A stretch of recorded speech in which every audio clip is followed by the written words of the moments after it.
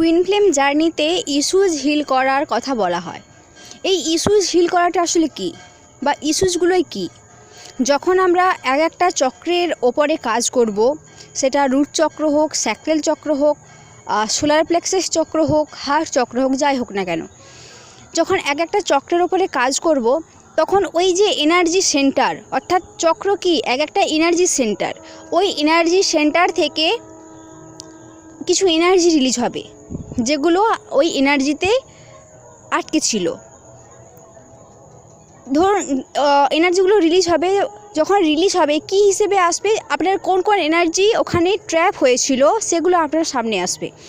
ধরুন ভয়, ঘৃণা, কোনো কিছুর প্রতি আসক্তি, লোভ, এই ধরনের ইস্যুগুলো বা সমস্যাগুলো আপনার সামনে উঠে আসবে।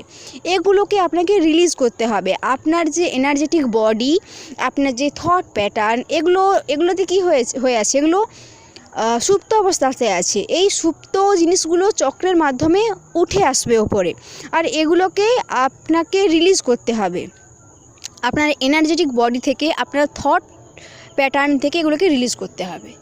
আর একেই বলা হচ্ছে ইস্যুজ হিলিং।